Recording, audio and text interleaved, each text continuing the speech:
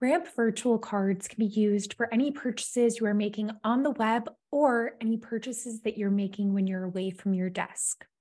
You can create a virtual card by pressing Create Card in the upper right-hand corner.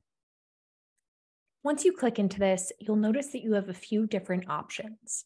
A general best practice with Ramp is creating vendor or purpose-specific virtual cards.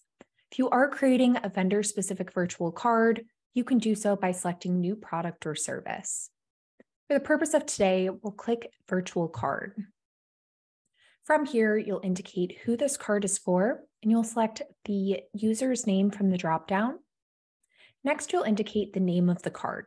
So a general best practice here is to include the vendor or the purpose of the card in the card name.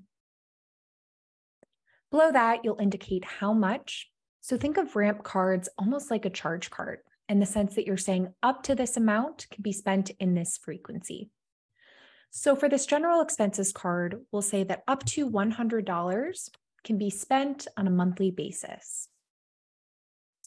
Next, you can add in advanced controls. So if you want to block all transactions after a certain date, such as the end of the year, you can indicate that here.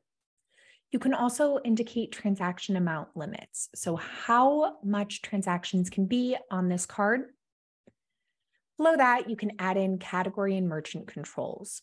So if you want to add restrictions here, you'll notice that you can limit which categories this card can be used in or which categories this card cannot be used in, or you can set this to none. And then if you want to limit this card to specific merchants, you'll click where it says none from the dropdown.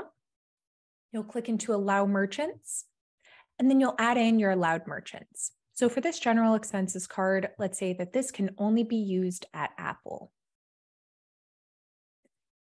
From there, we'll press Save Changes, and then we'll add in the expense submission policy below. So you'll select the submission policy that this card falls under. You'll notice that you can add card rules when you're creating the card. Now, once you select Create Card, you'll notice that the card is ready for immediate use. So if we click into the card name, you'll notice that it opens up a window on the right. So I can see the name of the card, where the card can be used, the amount spent, and then how much I have to spend on that card. You can use this card by clicking Show Card Details. And you'll notice that Ramp has buttons to the right of card information to make it easy for you to copy and paste the card information onto whichever site you're browsing. A tip or trick here is downloading Ramp's Chrome extension. Ramp's Chrome extension brings your virtual and physical card on any page you're browsing. And virtual cards can even be added to Apple and Google wallets.